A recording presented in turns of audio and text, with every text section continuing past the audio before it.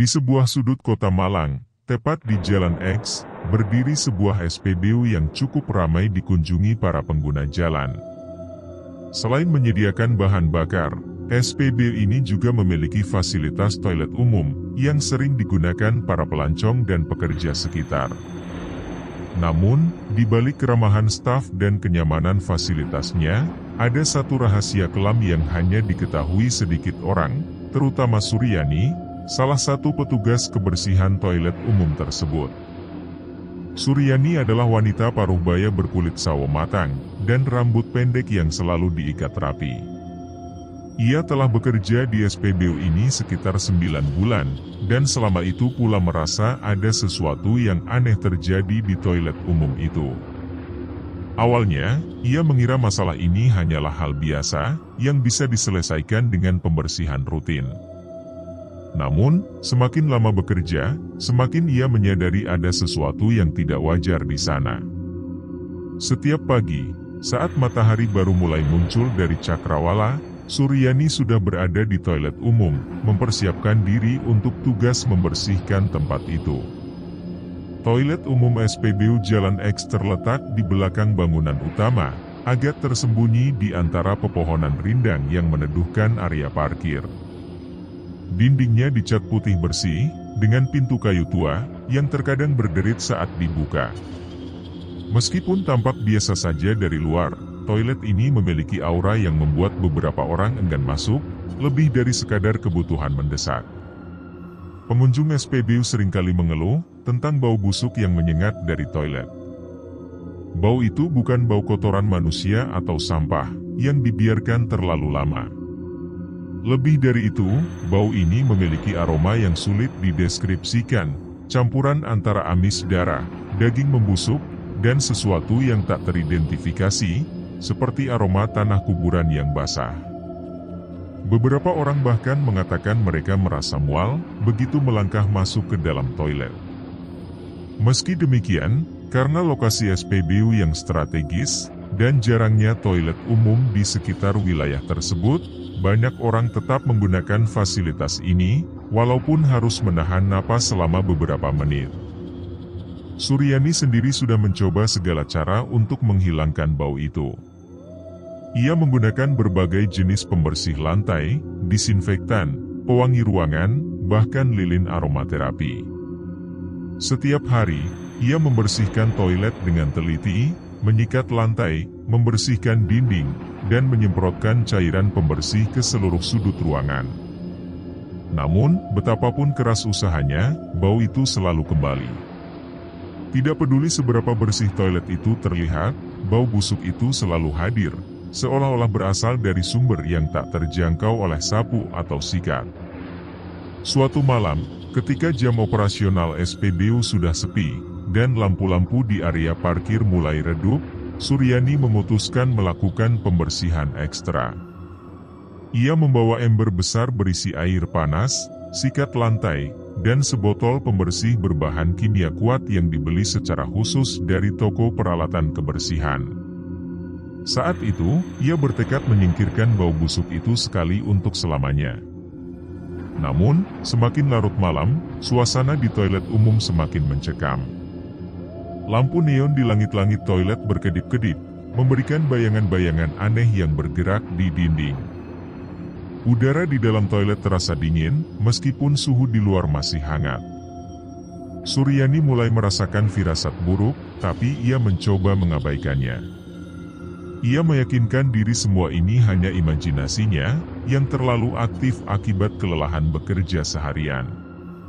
Saat sedang menyikat lantai di salah satu bilik toilet, ia mendengar suara aneh yang membuat bulu kuduknya merinding. Suara itu mirip erangan kesakitan, namun sangat samar, seolah berasal dari kejauhan. Suryani berhenti menyikat dan menoleh ke arah sumber suara. Tidak ada siapa-siapa di sana. Hanya toilet kosong dengan pintu-pintu bilik yang tertutup rapat. Ia mencoba melanjutkan pekerjaannya, tapi suara itu semakin jelas. Kali ini, ia yakin suara itu berasal dari salah satu bilik di ujung. Dengan hati-hati, ia berjalan mendekati bilik tersebut. Tangannya gemetar saat meraih gagang pintu dan membukanya perlahan. Di dalam bilik itu, ia tidak menemukan apa-apa selain kain putih kotor tergeletak di lantai. Kain itu tampak seperti kain kafan yang digunakan untuk membungkus mayat. Saat itulah, Suryani mulai merasakan firasat buruk yang semakin kuat. Ia tidak tahu apa arti dari penemuan ini, tapi ia yakin ada sesuatu yang tidak wajar terjadi di toilet umum ini. Bau busuk yang tak pernah hilang, suara-suara aneh, dan kain putih misterius itu, semua ini membuatnya sadar jika ia tidak sedang menghadapi masalah biasa. Ada sesuatu yang lebih gelap dan mengerikan di balik toilet umum ini, sesuatu yang belum ia pahami sepenuhnya. Namun, yang paling membuatnya merinding adalah perasaan sedang diawasi. Saat berdiri di depan bilik itu, memandangi kain putih kotor di lantai, ia merasakan tatapan dingin yang menusuk punggungnya. Ia berbalik cepat, tapi tidak ada siapa-siapa di sana.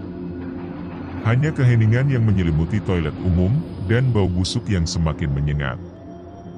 Dengan langkah gontai, Suryani meninggalkan toilet umum malam itu. Ia tidak tahu apa yang akan terjadi selanjutnya, tapi ia yakin cerita ini baru dimulai. Bau busuk yang tak pernah hilang, hanyalah awal dari sesuatu yang jauh lebih menyeramkan, sesuatu yang akan mengubah hidupnya selamanya. Setelah kejadian malam itu, Suryani tidak bisa tidur nyenyak. Pikirannya dipenuhi oleh pertanyaan-pertanyaan yang tak kunjung terjawab. Apa sebenarnya sumber bau busuk itu? Mengapa suara-suara aneh terus terdengar di toilet umum? Dan yang paling mengganggu, apa makna dari kain putih kotor yang ia temukan di bilik itu? Keesokan harinya, Suryani kembali ke SPBU dengan perasaan was-was. Ia mencoba berpura-pura biasa saja di depan rekan-rekannya, tapi ia tahu ada sesuatu yang berbeda dalam dirinya. Matanya terlihat lelah, dan gerak-geriknya terlihat gugup. Beberapa rekan kerja sempat menanyakan kondisinya, tapi Suryani hanya tersenyum tipis dan mengaku akibat kurang tidur. Saat jam istirahat tiba, Suryani memutuskan berbicara dengan Yanto Guntoro, salah satu senior di SPBU yang sudah bekerja di sana lebih dari 20 tahun. Ia berharap Yanto dapat memberikan jawaban atas semua keanehan yang dialami. Di bawah naungan pohon rindang di halaman belakang SPBU, Suryani duduk di bangku kayu sambil memegang secangkir teh hangat. Yanto duduk di sebelahnya, menatapnya dengan ekspresi penuh rasa ingin tahu. "Ada apa, Ndu? Kamu kelihatan gelisah," kata Yanto dengan nada suara yang lembut. Suryani menarik napas dalam-dalam sebelum mulai bercerita. Ia menceritakan tentang bau busuk yang tak pernah hilang, suara-suara aneh yang didengar di toilet umum, dan penemuan kain putih kotor di salah satu bilik. Sembari bercerita, ia memperhatikan ekspresi wajah Yanto. Awalnya, Yanto tampak tenang, tapi semakin lama mendengarkan cerita Suryani, semakin jelas terlihat ia merasa tidak nyaman. Setelah Suryani selesai bercerita, Yanto terdiam beberapa saat. Ia menatap ke kejauhan, seolah-olah sedang merenungkan sesuatu. Akhirnya, ia mulai berbicara dengan suara pelan, hampir berbisik. "Sebenarnya, aku sudah menduga kamu akan mengalami hal-hal seperti ini," kata Yanto. "Toilet umum itu, ada sesuatu yang tidak beres di sana." Suryani menelan ludah. Ia tahu, Yanto bukan tipe orang yang mudah percaya pada hal-hal mistis. Jadi fakta ia mengakui adanya sesuatu yang aneh di toilet umum, membuat Suryani kian merinding. "Apa maksud sampean, Pak?" tanya Suryani dengan suara bergetar. Yanto menarik napas panjang, sebelum melanjutkan ceritanya. Ia menjelaskan, 1 bulan sebelum Suryani bekerja di SPBU, ada kecelakaan tabrak lari tepat di depan SPBU. Korbannya seorang pria paruh-baya bernama Airlangga, seorang pedagang sayur keliling yang sering melewati jalan itu. Menurut Yanto, Airlangga ditabrak sebuah mobil mewah yang langsung kabur setelah kejadian.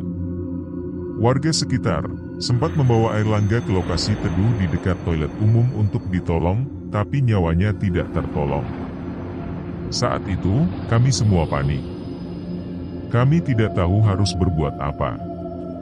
Jenazah Airlangga sempat diletakkan di lantai dekat toilet sebelum ambulans datang, ujar Yanto. Tapi setelah kejadian itu, banyak orang mengeluh soal bau busuk dan suara-suara aneh dari toilet. Bahkan, ada beberapa orang yang mengaku melihat penampakan di sana. Suryani merasa tubuhnya semakin dingin mendengar cerita itu. Ia mulai menyadari bau busuk yang dicium selama ini, mungkin bukan berasal dari sumber fisik, melainkan dari sesuatu yang jauh lebih mengerikan, sesuatu yang berhubungan dengan dunia lain. Jadi, apa yang harus aku lakukan, Pak? Tanya Suryani dengan suara bergetar. Yanto menggeleng pelan. Aku tidak tahu, Enduk. Aku hanya bisa memberitahumu apa yang aku tahu. Tapi kalau aku boleh memberi saran, sebaiknya kamu berhati-hati. Tempat itu, entah bagaimana, rasanya seperti tempat yang tidak aman lagi. Setelah percakapan itu, Suryani merasa semakin tidak tenang. Ia tahu tidak bisa mengabaikan keanehan di toilet umum ini begitu saja. Ada sesuatu yang lebih besar dari sekadar bau busuk atau suara-suara aneh. Ada sesuatu yang menunggunya di sana, sesuatu yang mungkin tidak ingin diketahui. Namun, meskipun ketakutan, Suryani tahu ia tidak bisa mundur. Ia harus mencari tahu apa yang sebenarnya terjadi di toilet umum itu. Bagaimanapun, ia merasa ada sesuatu yang memanggilnya, sesuatu yang ingin diungkapkan. Dan mungkin, hanya dia yang bisa membantu mengakhiri penderitaan yang tersembunyi di balik bau busuk yang tak pernah hilang itu. Halo para sahabat album misteri, sebelum video cerita horor ini berlanjut, ada baiknya para sahabat untuk memberikan subscribe, like dan menyebarkan video ini, sehingga memotivasi kami untuk membuat cerita video yang lebih menyeramkan, menakutkan, menarik, dan memberikan pesan-pesan positif dalam berkehidupan. Selain itu, tidak lupa menyalakan gambar lonceng, sehingga Anda menjadi penonton pertama yang mengetahui saat kami upload cerita misteri, horor, mistis, atau klinik yang terbaru, yang akan menguji keberanian Anda untuk mendengarkan dan menonton video ini sendirian.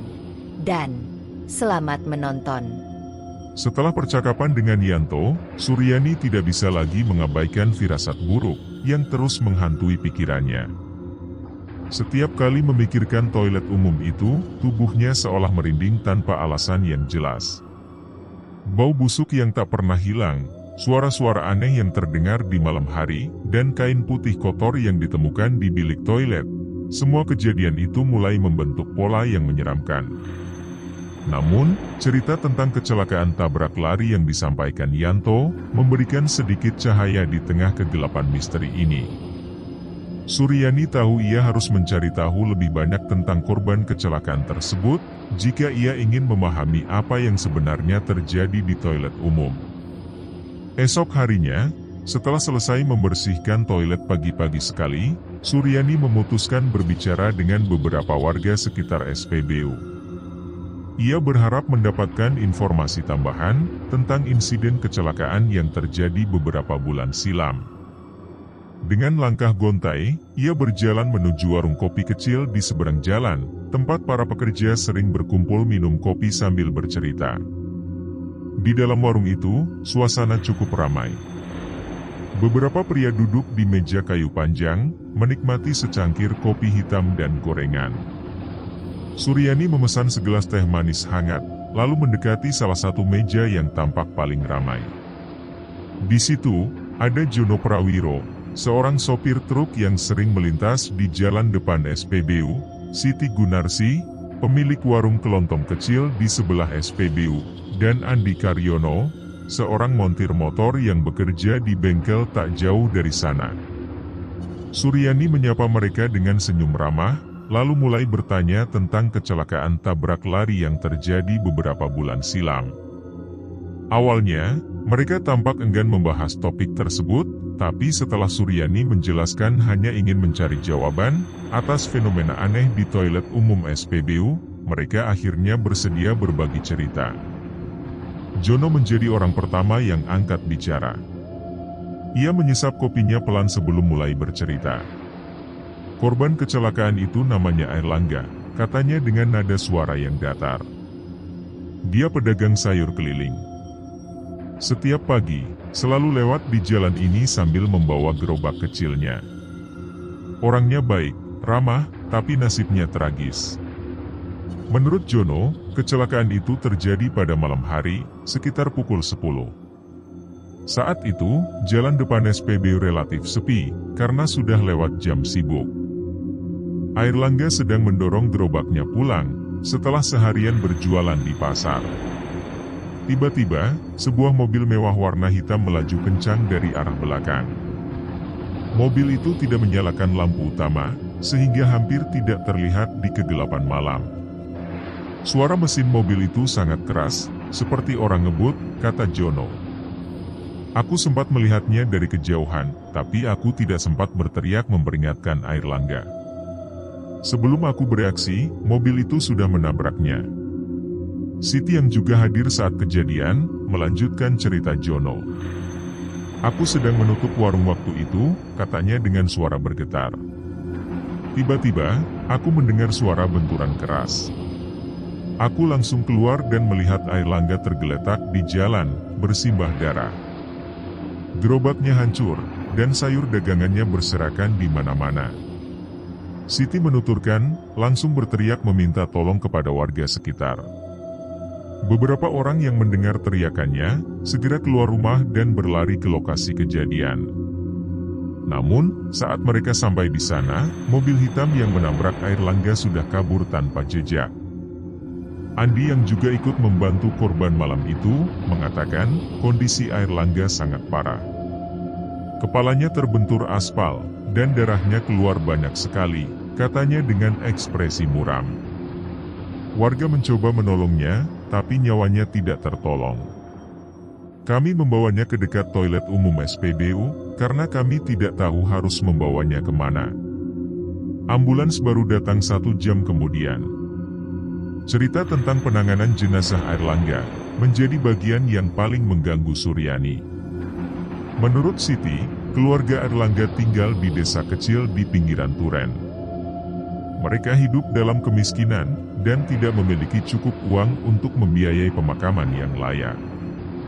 Keluarganya datang keesokan harinya, tapi mereka tidak punya biaya untuk memandikan jenazah secara layak, kata Siti.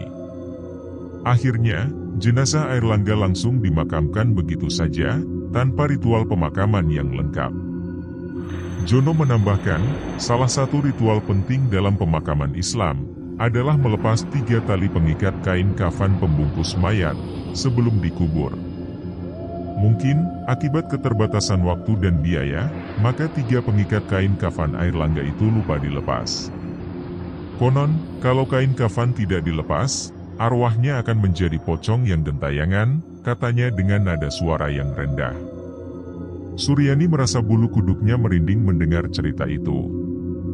Ia ingat kain putih kotor yang ditemukan di bilik toilet malam itu. Apakah itu kain kafan Airlangga? Apakah arwahnya benar-benar gentayangan di toilet umum SPBU? Setelah mendengar cerita dari warga, Suryani memutuskan mencari tahu lebih banyak tentang kasus kecelakaan tersebut. Ia tahu SPBU dilengkapi dengan kamera CCTV yang merekam aktivitas di area parkir dan jalan depan. Meskipun rekaman CCTV biasanya dihapus, setelah beberapa minggu, Suryani berharap masih ada salinan rekaman malam kejadian yang tersimpan di server SPBU. Ia mendatangi Yanto meminta izin melihat rekaman CCTV. Awalnya, Yanto ragu-ragu, tapi setelah Suryani menjelaskan ia ingin membantu mengungkap kebenaran, Yanto akhirnya mengizinkannya. Bersama-sama, mereka menuju ruang kontrol keamanan SPBU, tempat semua rekaman CCTV disimpan. Di layar monitor, Suryani melihat rekaman malam kejadian. Gambar yang ditampilkan agak buram, karena minimnya pencahayaan, tapi ia melihat dengan jelas mobil hitam yang melaju kencang dari arah belakang. Mobil itu tidak menyalakan lampu utama, dan plat nomornya tertutup lumpur. Beberapa detik kemudian, terlihat benturan keras antara mobil dan gerobak air langga. Setelah menabrak, mobil itu langsung kabur tanpa berhenti. Suryani mencatat detail-detail penting dari rekaman itu, termasuk jenis mobil dan waktu kejadian. Ia berencana melaporkan temuan ini kepada pihak kepolisian, meskipun ia tahu kasus ini sudah berlangsung lama, dan kemungkinan besar sulit untuk dipecahkan. Setelah meninggalkan ruang kontrol keamanan, Suryani merasa semakin gelisah. Ia mulai menyadari kasus ini bukan hanya tentang kecelakaan tabrak lari biasa. Ada sesuatu yang lebih dalam, sesuatu yang melibatkan dunia lain. Firasat buruk yang dirasakan sejak awal semakin kuat, seolah-olah ada sesuatu yang memanggilnya dari balik bayang-bayang. Malam itu, ketika kembali ke toilet umum untuk membersihkan, ia merasakan aura yang berbeda. Udara di dalam toilet terasa lebih dingin dari biasanya, dan bau busuk yang menyengat semakin kuat. Saat membuka pintu salah satu bilik, ia melihat kain putih kotor itu kembali tergeletak di lantai, persis seperti malam sebelumnya. Namun, kali ini ada sesuatu yang berbeda. Di atas kain itu, terdapat coretan-coretan darah yang membentuk simbol-simbol aneh. Suryani merasa tubuhnya gemetar hebat saat menyadari, coretan itu mirip tulisan Arab kuno, yang sering digunakan dalam ritual mistis. Dengan hati-hati, ia mengambil kain itu, membawanya keluar dari toilet. Ia tahu harus mencari tahu arti dari simbol-simbol itu, jika ingin memahami apa yang sebenarnya terjadi. Namun, di dalam hatinya, ia merasa sedang bermain api, sebuah api yang dapat membakar dirinya sendiri jika tidak berhati-hati. Setelah kejadian penemuan kain putih dengan coretan darah di toilet umum, Suryani merasa tidak bisa lagi mengabaikan fenomena aneh yang terus menghantuinya.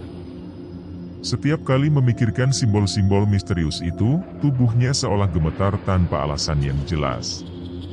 Ia tahu ada sesuatu yang lebih besar dari sekadar bau busuk, atau suara-suara aneh di toilet umum, sesuatu yang melibatkan dunia lain.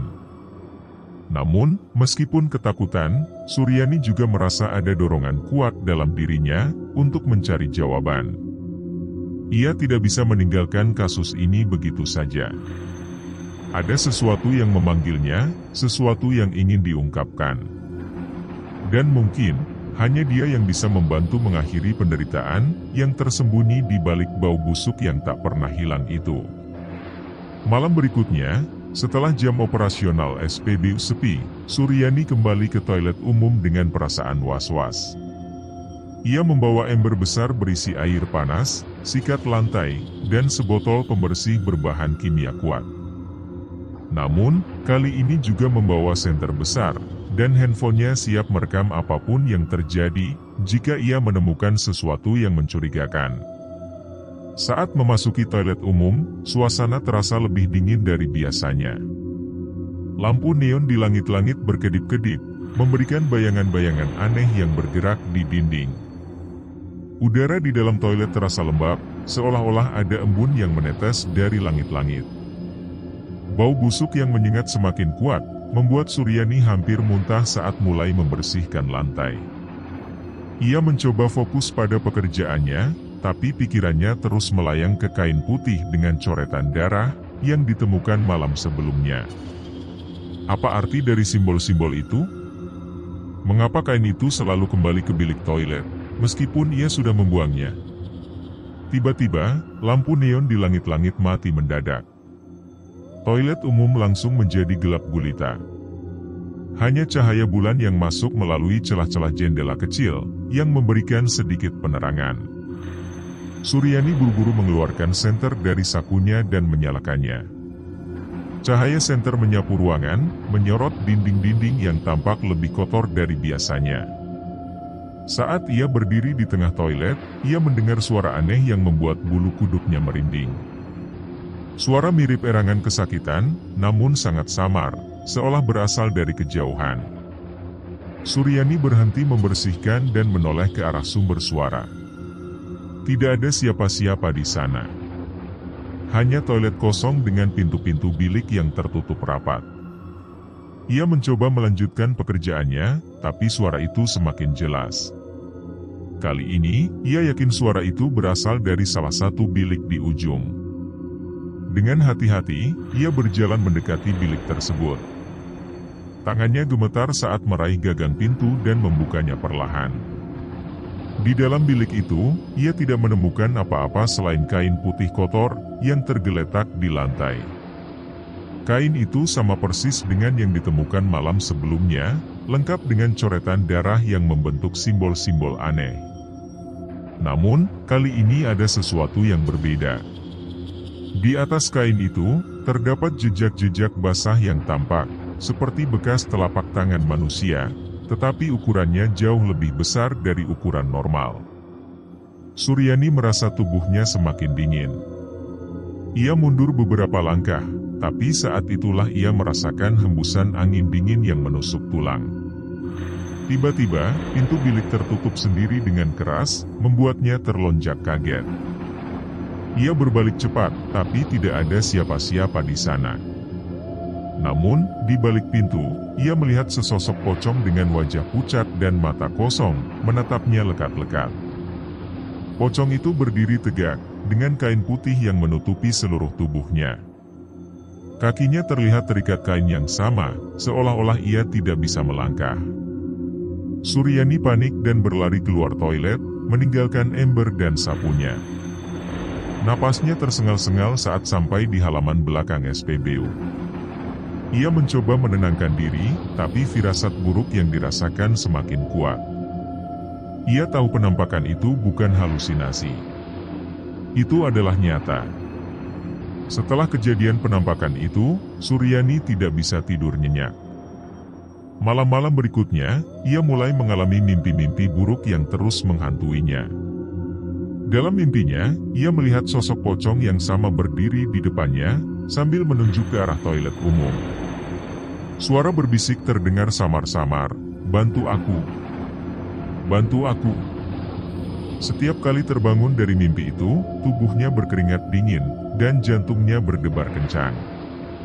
Ia mencoba mengabaikan mimpi-mimpi itu, tapi semakin sering bermimpi, semakin ia menyadari pocong itu ingin memberinya pesan.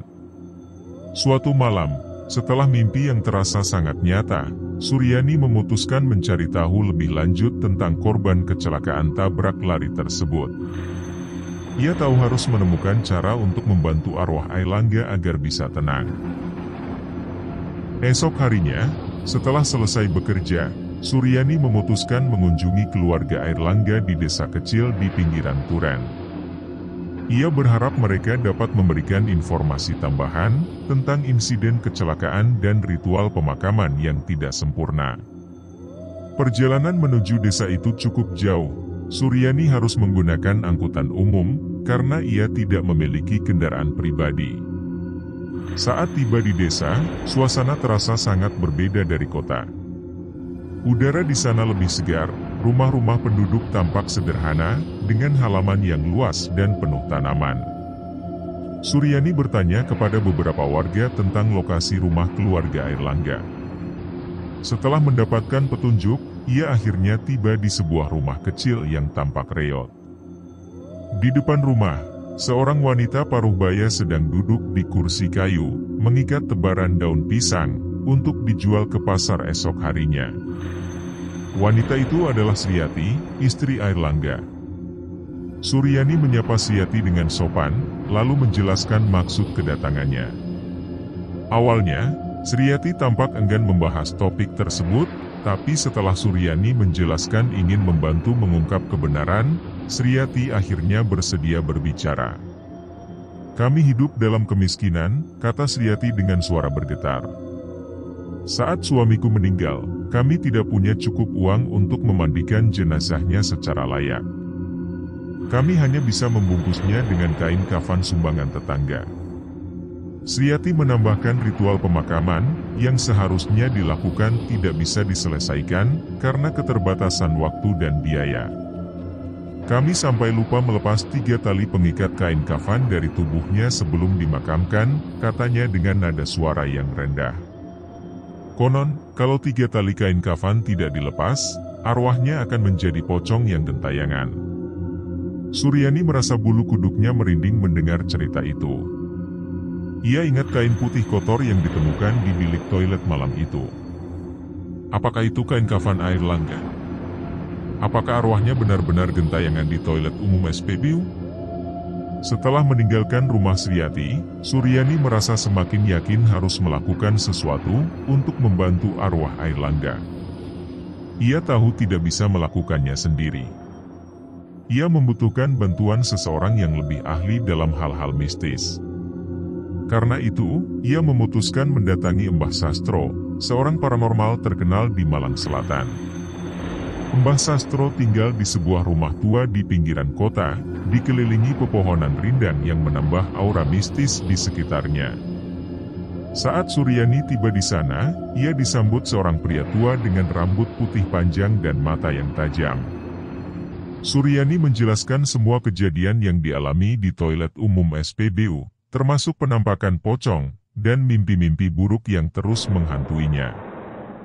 Mbah Sastro mendengarkan penuh perhatian, lalu mulai berbicara dengan suara pelan.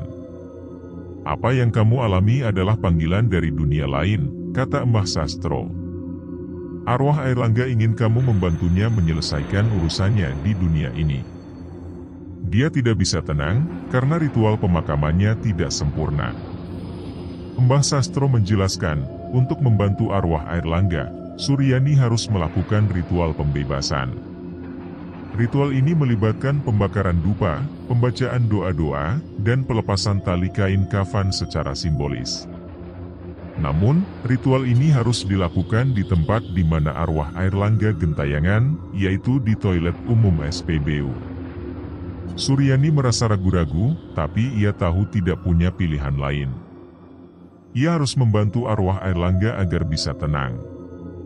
Mbah Sastro memberikan beberapa instruksi dan barang-barang yang dibutuhkan untuk ritual, lalu mengingatkannya untuk berhati-hati. Setelah mendapatkan instruksi dari Mbah Sastro, Suryani merasa sedang memasuki wilayah yang tidak pernah dibayangkan sebelumnya. Ia tahu ritual pembebasan adalah satu-satu cara membantu arwah Airlangga agar bisa tenang. Namun, semakin ia memikirkan kain putih yang selalu muncul di bilik toilet, semakin ia menyadari ada sesuatu lebih dalam terkait dengan benda itu. Kain putih tersebut bukan sekadar kain biasa. Setiap kali melihatnya, ia merasakan aura gelap yang menyelimuti benda itu, seolah-olah kain itu mengandung energi negatif yang kuat. Coretan darah dan simbol-simbol aneh yang tertera di atasnya, semakin membuatnya yakin, kain itu adalah pusat dari semua kejadian mistis di toilet umum SPBU. Suryani memutuskan membawa kain itu pulang ke rumahnya malam itu juga. Meskipun merasa takut, ia tahu harus mempelajari benda ini lebih lanjut, jika ingin memahami apa yang sebenarnya terjadi. Ia meletakkan kain itu di atas meja dapur, lalu menyalakan lampu redup agar suasana tidak terlalu suram. Namun, meskipun lampu menyala, ruangan tetap terasa dingin dan lembab, seolah-olah udara di sekitar kain itu membawa atmosfer yang tidak wajar. Ia mencoba memeriksa coretan-coretan darah di kain itu dengan lebih teliti. Simbol-simbol yang terlihat seperti tulisan Arab kuno tampak semakin jelas saat ia memperbesar cahaya senter ponselnya. Beberapa simbol terlihat seperti mantra atau doa-doa yang digunakan dalam ritual mistis, tapi ada juga simbol-simbol yang tidak ia kenali sama sekali. Ia mencoba mencari informasi tentang simbol-simbol itu di internet, tapi hasil pencariannya hanya menunjukkan gambar-gambar yang mirip lambang-lambang okultisme. Saat tenggelam dalam pemikiran, ia mulai mendengar suara-suara halus yang datang dari arah kain itu. Suara itu mirip dengan bisikan-bisikan yang sangat pelan, hampir seperti angin yang berhembus di antara dedaunan. Namun, jika didengarkan dengan lebih seksama, ia bisa mendengar kata-kata yang terbentuk dari bisikan itu, "Bantu aku. Lepaskan aku." Suryani merasa tubuhnya gemetar hebat. Ia tahu suara itu berasal dari arwah Airlangga. Arwah itu sepertinya mencoba berkomunikasi dengannya melalui kain putih ini. Ia mencoba menenangkan diri, lalu berbicara pelan kepada kain itu, seolah-olah sedang berbicara langsung kepada air langga. "Aku akan membantumu," katanya dengan suara bergetar. "Aku akan melakukan ritual yang diminta Mbah Sastro. Tapi aku butuh waktu untuk mempersiapkan semuanya." Seolah-olah mendengar jawaban dari perkataannya, suara bisikan itu tiba-tiba berhenti. Ruangan kembali sunyi, dan aura dingin yang menyelimuti kain itu pun mulai memudar. Suryani menghela napas panjang, lalu memutuskan menyimpan kain itu di tempat yang aman sampai hari ritual tiba. Malam-malam berikutnya, mimpi-mimpi buruk yang dialami Suryani menjadi semakin intens. Dalam setiap mimpi, ia melihat sosok pocong yang sama berdiri di depannya, menunjuk ke arah toilet umum. Namun, kali ini ada detail baru yang membuatnya semakin terganggu. Di balik sosok pocong itu, ia melihat bayangan hitam besar yang mengambang di udara. Bayangan itu tampak seperti asap tebal yang bergerak-gerak tanpa arah yang jelas, seolah-olah memiliki kehidupan sendiri. Dalam salah satu mimpi, pocong itu mendekat padanya dan berbisik, "Keluarkan aku dari sana. Mereka menahan aku." Suara itu terdengar begitu jelas, seolah-olah pocong itu benar-benar berada di dekatnya. Suryani terbangun dengan napas tersengal-sengal, tubuhnya basah oleh keringat dingin. Ia tahu mimpi-mimpi ini bukan sekadar halusinasi. Ada sesuatu yang lebih besar yang sedang berusaha berkomunikasi dengannya. Setelah mendapatkan instruksi lengkap dari Mbah Sastro, Suryani merasa sedang memasuki fase paling kritis dalam perjalanan misterinya. Ia tahu ritual pembebasan adalah satu-satunya cara untuk membantu arwah Airlangga agar bisa tenang. Namun, semakin memikirkan prosesi ini, semakin ia menyadari tidak hanya menghadapi fenomena mistis biasa, ia sedang berhadapan dengan kekuatan supernatural yang sangat kuat. Mbah Sastro telah memberikan daftar barang-barang yang harus disiapkan untuk ritual, dupa wangian khusus, lilin merah dan putih, air suci yang telah dibacakan mantra, serta selembar kain putih bersih sebagai simbol pelepasan kain kafan asli.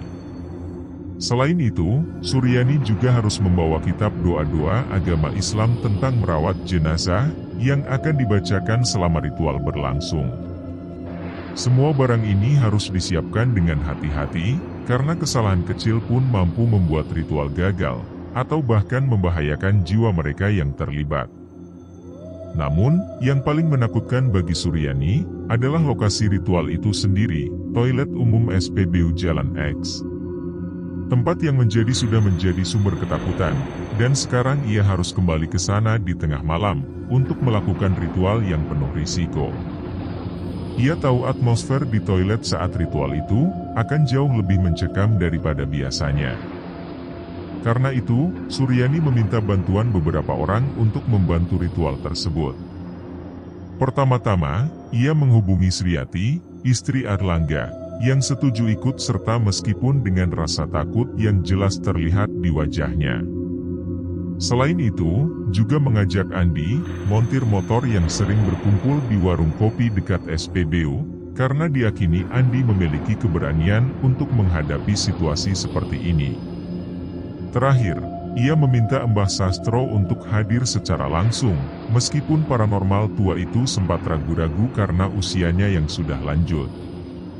Semua orang yang terlibat diberi pengarahan singkat oleh Suryani tentang apa yang harus dilakukan selama ritual. Mereka semua diminta tetap tenang, tidak panik, dan mengikuti instruksi Mbah Sastro tanpa pertanyaan. Suryani juga memperingatkan mereka, kemungkinan hal-hal aneh akan terjadi selama ritual berlangsung, seperti penampakan, suara-suara aneh, atau bahkan fenomena fisik seperti angin dingin atau lampu yang mati menyala. Malam ritual tiba. Udara di kota Malang terasa lebih dingin dari biasanya, seolah-olah alam pun merasakan ketegangan yang melingkupi SPBU Jalan X. Suryani dan tim kecilnya berkumpul di halaman belakang SPBU, tempat mereka mempersiapkan semua barang-barang yang dibutuhkan. Lilin-lilin merah dan putih diletakkan di atas meja kecil yang dibawa dari warung kopi, sementara dupa wangian mulai dinyalakan, menghasilkan asap tipis yang berputar-putar di udara. Sebelum masuk ke toilet umum, Mbah Sastro memimpin doa singkat untuk memohon perlindungan kepada Tuhan. Suaranya yang parau namun tegas terdengar jelas di tengah keheningan malam. "Kami datang dengan niat baik," katanya. "Kami tidak berniat mengganggu, melainkan membantu arwah yang gentayangan agar bisa tenang." Setelah doa selesai, mereka semua memasuki toilet umum dengan langkah gontai. Lampu neon di langit-langit toilet berkedip-kedip, menciptakan bayangan-bayangan aneh yang bergerak di dinding.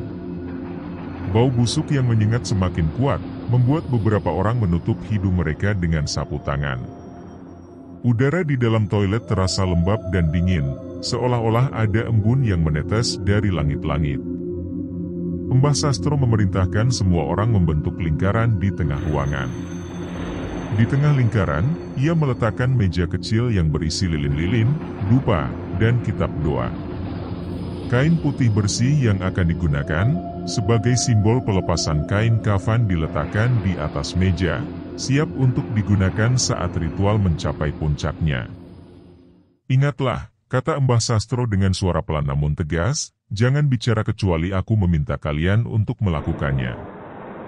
Jangan keluar dari lingkaran, apapun yang terjadi." Semua orang mengangguk, meskipun wajah mereka tampak pucat dan tegang. Suryani merasa tubuhnya gemetar hebat, tapi ia mencoba menenangkan diri. Ia tahu aktivitas ini adalah momen yang paling penting dalam perjalanan misterinya. Mbah Sastro memulai ritual dengan membacakan doa-doa dari kitab yang ia bawa. Suaranya yang parau bergema di dalam toilet umum, memecah keheningan malam. Asap dari dupa wangian mulai memenuhi ruangan, menciptakan atmosfer yang semakin mistis. Lilin-lilin merah dan putih menyala dengan cahaya yang redup, memberikan bayangan-bayangan aneh yang bergerak di dinding. Saat ritual berlangsung, suasana di toilet umum mulai berubah drastis. Lampu neon di langit-langit mati mendadak, membuat ruangan menjadi gelap gulita. Hanya cahaya lilin yang memberikan sedikit penerangan. Udara di dalam toilet terasa semakin dingin, seolah-olah ada angin es yang bertiup dari sudut-sudut ruangan. Tiba-tiba, suara-suara aneh mulai terdengar. Ada erangan kesakitan yang samar-samar, seperti seseorang yang menderita di kejauhan. Suara itu semakin jelas, hingga akhirnya terdengar seperti jeritan yang memekakan telinga. Beberapa orang di lingkaran mulai gemetar, tapi mereka tetap diam sesuai instruksi Mbah Sastro. Mbah Sastro terus membacakan doa-doa dengan suara yang semakin keras. Ia mengangkat kedua tangannya ke atas, seolah-olah sedang berkomunikasi dengan dunia lain. Saat itulah, sesuatu yang luar biasa terjadi. Bayangan hitam besar mulai muncul di tengah ruangan. Bayangan itu tampak seperti asap tebal yang bergerak-gerak tanpa arah yang jelas, seolah-olah memiliki kehidupan sendiri. Mata-mata di lingkaran terbelalak melihat fenomena itu, tapi mereka tetap diam, meskipun tubuh mereka gemetar hebat.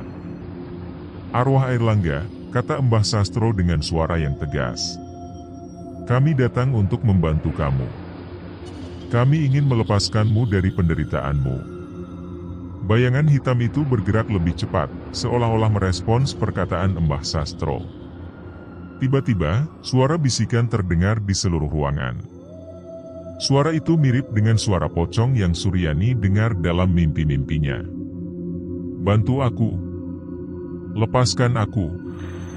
Mbah Sastro mengangguk, lalu mengambil kain putih bersih dari atas meja. Ia memegangnya tinggi-tinggi, seolah-olah menawarkannya kepada bayangan hitam itu. "Kami melepaskanmu," katanya dengan suara yang tegas. "Kembalilah ke tempatmu yang seharusnya." Saat Mbah Sastro mengucapkan kata-kata itu, bayangan hitam itu mulai bergerak menuju kain putih bersih. Asap tebal itu perlahan-lahan menyerap ke dalam kain, hingga akhirnya menghilang sepenuhnya. Ruangan kembali sunyi, dan atmosfer yang mencekam mulai memudar. Namun, ritual belum sepenuhnya selesai. Tiba-tiba, pintu salah satu bilik toilet terbuka sendiri dengan keras. Dari dalam bilik itu, muncul sosok pocong dengan wajah pucat dan mata kosong. Pocong itu berdiri tegak, dengan kain putih yang menutupi seluruh tubuhnya. Kakinya terlihat terikat oleh kain yang sama, seolah-olah ia tidak bisa melangkah. Semua orang di lingkaran terlonjak kaget, tapi Mbah Sastro tetap tenang. Ia melangkah maju, menghadap pocong itu dengan sikap yang tegas. "Airlangga," katanya, "kami telah melepaskanmu. Kamu tidak perlu lagi tinggal di dunia ini. Pulanglah ke alam baka." Pocong itu berdiri diam selama beberapa detik, seolah-olah sedang mempertimbangkan perkataan Mbah Sastro. Lalu, perlahan-lahan, tubuhnya mulai memudar, seolah-olah terserap oleh udara. Cahaya lilin yang redup mulai bersinar lebih terang, dan suasana di toilet umum mulai kembali normal. Setelah pocong itu menghilang, semua orang di lingkaran menghela napas panjang. Ritual telah selesai, dan atmosfer yang mencekam di toilet umum mulai memudar. Mbah Sastro memimpin doa penutup untuk memastikan arwah Airlangga benar-benar telah tenang. Namun, meskipun ritual telah selesai, Suryani masih merasa ada sesuatu yang belum terselesaikan. Ia tahu kain putih bersih yang digunakan dalam ritual itu seharusnya lenyap tanpa jejak jika arwah Airlangga benar-benar telah bebas. Namun, kain itu masih ada di atas meja, seolah-olah menunggu sesuatu. "Ada yang tidak beres," gumam Suryani pelan, tapi cukup keras untuk didengar Mbah Sastro. Mbah Sastro mengangguk pelan. "Kita belum selesai," katanya. "Masih ada seseorang yang harus bertanggung jawab atas semua ini." Setelah ritual pembebasan selesai, suasana di toilet umum SPBU Jalan X mulai berangsur-angsur kembali normal. Bau busuk yang menyengat selama berbulan-bulan akhirnya menghilang, suara-suara aneh yang sering terdengar di malam hari tidak lagi mengganggu. Namun, meskipun atmosfer mencekam itu telah sirna, Suryani merasa ada sesuatu yang belum terselesaikan. Ia tahu ritual tersebut hanya langkah pertama menuju penyelesaian masalah yang lebih besar. Mbah Sastro yang tampak lelah setelah memimpin ritual panjang, memberi peringatan kepada Suryani. "Ritual ini hanya membantu arwah Airlangga agar bisa tenang," katanya dengan suara pelan namun tegas. Namun, keadilan belum ditegakkan. Pelaku tabrak lari yang menewaskan Airlangga masih berkeliaran bebas. Mereka mungkin memiliki andil dalam fenomena mistis ini.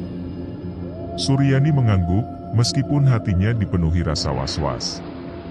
Ia tahu kecelakaan tabrak lari bukan sekadar insiden biasa, ada motif tersembunyi di balik semua ini. Apakah pelaku tabrak lari sengaja meninggalkan kain kafan Airlangga di toilet umum?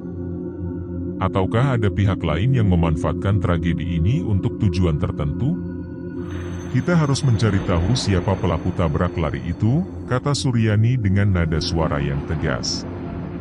"Hanya dengan menegakkan keadilan, kita bisa memastikan arwah Airlangga benar-benar tenang." Esok harinya, Suryani memutuskan melanjutkan penyelidikannya. Ia kembali ke ruang kontrol keamanan SPBU untuk melihat rekaman CCTV malam kejadian kecelakaan tabrak lari. Meskipun rekaman itu sudah beberapa bulan lalu, ia yakin ada detail penting yang mungkin terlewatkan saat pertama kali melihatnya. Dengan bantuan Yanto, ia memutar ulang rekaman CCTV malam kejadian. Gambar yang ditampilkan agak buram akibat minimnya pencahayaan, tapi ia melihat dengan jelas mobil hitam yang melaju kencang dari arah belakang. Mobil itu tidak menyalakan lampu utama, dan plat nomornya tertutup lumpur. Beberapa detik kemudian, terlihat benturan keras antara mobil dan gerobak Airlangga. Setelah menabrak, mobil itu langsung kabur tanpa berhenti. Suryani mencatat detail-detail penting dari rekaman itu, termasuk jenis mobil dan waktu kejadian. Ia memperhatikan mobil itu melaju sangat cepat, seolah-olah pengemudinya sengaja ingin melarikan diri tanpa peduli pada korban. Namun, ada satu hal yang menarik perhatiannya. Saat mobil itu melaju menjauh, terlihat kilatan cahaya dari bagian depan mobil. Cahaya itu tampak seperti logo atau emblem yang terpampang di kap mesin. Suryani memperbesar gambar itu, meskipun buram, ia dapat melihat emblem itu adalah lambang sebuah merek mobil mewah yang cukup terkenal. Aku pernah melihat mobil seperti ini, gumam Suryani pelan. Ini adalah mobil yang sering digunakan para pejabat dan pengusaha kaya. Ia segera mencatat informasi ini dan memutuskan melaporkannya kepada polisi. Namun, sebelum melakukannya, ia ingin memastikan memiliki bukti cukup kuat untuk mendukung klaimnya.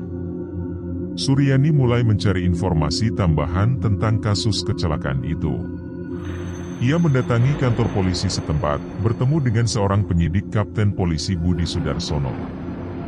Awalnya, Budi tampak skeptis, karena kasus ini sudah berlangsung lama, dan tidak ada perkembangan signifikan. Namun, setelah Suryani menunjukkan rekaman CCTV dan detail-detail baru yang ditemukan, Budi mulai tertarik. Kami sempat menyelidiki kasus ini beberapa bulan lalu, tapi tidak ada petunjuk yang cukup kuat untuk melacak pelaku, kata Budi. Namun, dengan informasi baru ini, kami bisa mencoba melacak mobil itu. Budi meminta izin menggunakan rekaman CCTV yang dibawa Suryani, lalu mulai menyelidiki lebih lanjut. Ia memeriksa database kendaraan yang terdaftar di Malang Raya, mencari mobil dengan merek dan model yang sama seperti yang terlihat di rekaman. Setelah beberapa hari penyelidikan, Budi akhirnya menemukan sesuatu yang menarik. Mobil itu terdaftar atas nama seorang pengusaha kaya bernama Joko Mulyono, kata Budi. Dia adalah pemilik salah satu perusahaan properti terbesar di Malang Raya. Suryani merasa ngeri mendengar nama itu. Joko Mulyono adalah sosok cukup terkenal di kota Malang, dikenal karena kekayaannya yang melimpah dan gaya hidupnya yang mewah. Namun, di balik reputasi baiknya, ada desas-desus ia sering terlibat dalam praktik bisnis yang tidak etis, termasuk penggelapan pajak dan manipulasi data. Apakah ada bukti kuat bahwa dia adalah pelaku tabrak lari itu? Tanya Suryani. Budi mengangguk. Kami menemukan mobil itu terlihat di lokasi kejadian pada malam itu. Selain itu, ada beberapa saksi mata yang mengatakan mereka melihat mobil mewah warna hitam melaju kencang dari arah kecelakaan. Setelah mengumpulkan cukup bukti, polisi memutuskan memanggil Joko Mulyono untuk dimintai keterangan. Suryani hadir di kantor polisi saat Joko Mulyono tiba, ditemani beberapa pengacara ternama. Pria itu tampak tenang, bahkan sedikit sombong, meskipun situasinya jelas tidak menguntungkan bagi dirinya. Ada apa ini? Tanya Joko Mulyono dengan nada suara yang santai. Apa yang kalian tuduhkan padaku? Penyidik Budi memperlihatkan rekaman CCTV dan bukti-bukti lain yang menghubungkan Joko Mulyono dengan kasus tabrak lari. Anda terlihat di lokasi kejadian pada malam kecelakaan, kata Budi. Selain itu, ada beberapa saksi mata yang mengidentifikasi mobil Anda sebagai kendaraan yang menabrak korban. Joko Mulyono tertawa kecil, seolah-olah semua ini hanyalah lelucon. Itu hanya kebetulan, katanya. Saya memang melewati jalan X pada malam itu, tapi saya tidak menabrak siapapun. Mungkin Anda salah lihat. Namun, Suryani tidak bisa tinggal diam. Ia maju selangkah, menatap Joko Mulyono dengan mata yang tajam. Kenapa Anda tidak berhenti untuk menolong korban? Tanyanya dengan suara bergetar. Kenapa Anda memilih kabur begitu saja? Joko Mulyono terdiam sejenak, lalu tersenyum sinis. Saya tidak tahu apa yang Anda bicarakan, katanya. Tapi jika Anda terus menuduh saya tanpa bukti kuat, saya bisa menuntut Anda atas pencemaran nama baik. Suasana di ruangan menjadi tegang. Polisi terus menekan Joko Mulyono dengan pertanyaan-pertanyaan yang lebih spesifik. sementara pengacaranya mencoba melindungi kliennya dengan argumen-argumen hukum. Namun, meskipun Joko Mulyono tampak percaya diri, Suryani merasa ada sesuatu yang disembunyikannya. Beberapa hari kemudian, polisi berhasil menemukan bukti baru yang menguatkan tuduhan terhadap Joko Mulyono. Seorang teknisi yang bekerja di bengkel tempat mobil Joko Mulyono diperbaiki. Teknisi bernama Sugito itu memberikan kesaksian, dia melakukan perbaikan pada bagian depan mobil Joko Mulyono yang mengalami kerusakan parah, termasuk bekas darah yang sulit dihilangkan. Waktu perbaikan itu sehari pasca waktu kecelakaan di Jalan X. Kami mencoba membersihkan darah itu, tapi tidak berhasil, kata Sugito. Joko Mulyono meminta kami tidak melaporkan hal ini kepada siapapun. Dengan bukti baru ini, polisi akhirnya berhasil menekan Joko Mulyono mengakui perbuatannya. Di bawah tekanan, Joko Mulyono akhirnya mengakui dirinya lah pelaku tabrak lari yang menewaskan Airlangga. Ia mengaku saat itu sedang dalam perjalanan pulang dari acara bisnis, dan tidak sengaja menabrak Airlangga akibat mengantuk. Ketika menyadari apa yang telah dilakukannya, ia panik dan memutuskan kabur, karena takut terlibat dalam masalah hukum. Saya tidak bermaksud membunuhnya, kata Joko Mulyono dengan suara bergetar. Saya hanya panik. Namun, pengakuan itu tidak cukup untuk menebus dosa yang telah dilakukan. Joko Mulyono akhirnya ditahan polisi, dan kasus tabrak lari yang dilakukan segera disidangkan. Berita tentang penangkapan Joko Mulyono menjadi topik hangat di media lokal, dan banyak orang merasa lega karena keadilan akhirnya ditegakkan. Setelah Joko Mulyono ditahan, Suryani merasa bebannya mulai berkurang. Ia kembali ke toilet umum SPBU Jalan X malam itu, ingin memastikan arwah Airlangga benar-benar telah tenang. Saat ia membuka pintu toilet, ia tidak lagi merasakan aura dingin atau bau busuk yang menyengat. Semua tampak normal, seolah-olah tidak ada kejadian misterius yang pernah terjadi di sana. Namun, saat berdiri di tengah ruangan, ia melihat sesosok bayangan tipis di sudut toilet. Bayangan itu tampak seperti Airlangga, tersenyum padanya dengan wajah yang damai. "Terima kasih," bisiknya pelan sebelum menghilang sepenuhnya. Suryani merasa air matanya mengalir di pipi. Ia tahu arwah Airlangga akhirnya bisa tenang, dan keadilan telah ditegakkan. Namun, pengalaman ini meninggalkan bekas mendalam dalam hidupnya. Ia tidak akan pernah melupakan apa yang telah dialami, dan ia tahu dunia ini penuh dengan misteri, yang tidak selalu bisa dijelaskan dengan logika. Beberapa minggu setelah kasus ini selesai, Suryani memutuskan meninggalkan pekerjaannya di SPBU. Ia merasa membutuhkan waktu untuk memulihkan diri dari semua kejadian mengerikan yang telah dialami. Ia mulai bekerja di sebuah toko buku kecil di pusat kota, tempat ia dapat menikmati ketenangan dan melupakan kenangan buruk tentang toilet umum SPBU. Namun, meskipun telah meninggalkan pekerjaan lamanya, ia tetap merasa ada sesuatu yang berbeda dalam dirinya. Ia lebih peka terhadap hal-hal yang tidak terlihat, dan seringkali merasakan kehadiran makhluk-makhluk gaib di sekitarnya. Namun, ia tidak lagi takut. Ia tahu telah melewati ujian yang paling berat, yang membentuknya siap menghadapi apapun yang datang di masa depan. Di suatu malam, saat sedang membaca buku di rumahnya, ia mendengar suara bisikan halus di telinganya.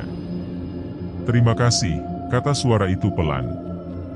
Suryani tersenyum, lalu melanjutkan membaca bukunya tanpa rasa takut. Tamat.